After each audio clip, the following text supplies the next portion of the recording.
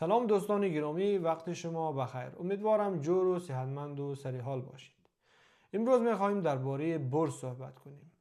این که بورس چی است، چگونه کار میکند و چرا به این اسم مسمی شده. اگر می‌خواهی یک بار برای همیشه بورس را بفهمی، پس تا آخر ویدیو همراه من بمان. اما قبل از شروع ما باید یک اشتباه را اصلاح کنیم. خیلی ها به این باور است که بورس و شاخص یکی است، در حالی که این دو تا از همدیگر زمین تا آسمان فرق دارد. بورس یک بازار است، بازاری که در آن سهام، اوراق قرضه و غیره دارایی هایی که ما میتوانیم آن را خرید و فروش کنیم معامله می شود. بزرگترین بازار بورس دنیا در شهر نیویورک قرار دارد که به نام نیویورک استاک اکسچنج یاد می شود. در این بازار ماهانه میلیاردها دلار معامله می شود و خرید و فروش صورت می گیرد.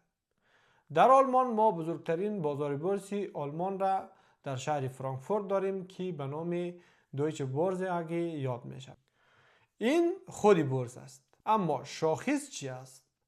شاخص را اگر بسیار ساده معنا کنیم، یک معیار است، یک عدد است که وضعیت بازار بورس را نشان می دهد. بالا رفته، پایین آمده، خوب است یا خراب. پس اگر شما یک وقت در روزنامه بخونید یا در اخباری بشنوید که داکس قیمتش افزایش یافت یا داو جونز اندستریال ایوریج قیمتش سقوط کرد، این به این معناست میانگین قیمت شرکت هایی که داخل این بازار وجود دارد تغییر کرده به سمت مثبت و یا به سمت منفی. این که قیمت ها چرا افزایش و کاهش می‌یابد، در این ویدیو درباره‌اش صحبت مفصل خواهیم داشت. اما قبل از آن باید به سوال پاسخ بدهیم که چرا این بازار اصلا به نام بورس مسمی شده است. تاریخچه‌اش برمیگردد به قرن 16 میلادی در شهر بروژ بلژیک.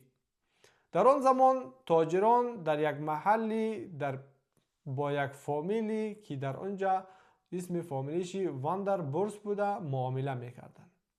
بعدها این محل مسمی شد یا معروف شد به اسم بورس و سیستم مدرن بورس امروزی از همینجا منشأ گرفت و جوانه زد. حالا این بورس چرا برای اقتصاد مهم است؟ 3 تا دلیل دارد. اول، شفافیت. همه میتواند قیمت ها را ببیند.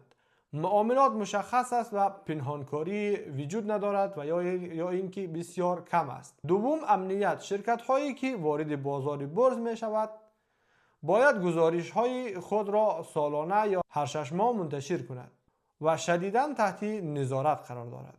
سوم، سرعت و هزینه کم است. در این بازار میلیون ها معامله در عرض چند ثانیه با کمترین هزینه انجام می شود. حالا سوال مهم ما که چرا قیمت ها افزایش و کاهش می یابد؟ قیمت بر اساس عرضه و تقاضا در بازار بورس تعیین می شود. وقتی تقاضا برای خرید یک سهم زیاد است و فروشات کم، قیمت افزایش می یابد. در طرف مقابل وقتی فروش زیاد است اما خریدار کم است، قیمت ها کاهش می یابد. و این مستقیما ارتباط دارد با گزارش های سالیانه و همه 6 ماه گزارش شرکت ها که از وضعیت مالی خود منتشر میکنند. مثلا وقتی یک خبر بدی منتشر می شود راجع به یک شرکت، همه میخواهد که بفروشد و ضرر نکند. در این حالت قیمت سهم شرکت سقوط میکند. اما یک شرکت وقتی گزارش بهتر و خوبی منتشر میکند و آینده روشنی دارد، همه خواهان داشتن این سهم هستند. در این حالت قیمت ها افزایش مییابد و بازار روند صعودی را طی میکند.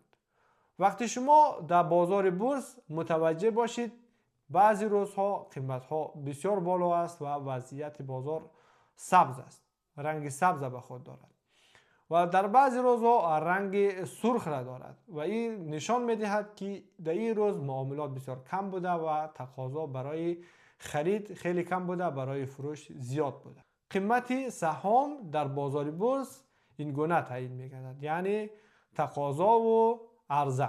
بورس در اصل یک بازار هوشمند و سازمان یافته است که سرمایه را از مردم به سمت اقتصاد، به سمت شرکت ها هدایت میکنه. اما در عین حال بورس همیشه سود تضمینی ندارد. بازار میتواند رشد کند یا سقوط کند و حتی در جای ممکن است شما ضرر کنید. پس قبل از شروع سرمایه گذاری باید درباره همه چی تحقیق کنید و آموزش ببینید و ویدیو ببینید و کتاب مطالعه کنید و آگاهانه وارد بازار و معامله شوید. در ویدیوی بعدی من راجع به IPO و رودشو یا عرضه اولیه و چطور یک شرکت وارد بازار بورس می شود صحبت خواهیم کرد. اگر می خواهی ویدیوی بعدی را از دست ندهی پس کانال من را سابسکرایب کن. این ویدیو را برای حمایت از من با دوستان خود به اشتراک بگذار و لایک کن. تا ویدیوی بعدی خدایا رو نگهدارید.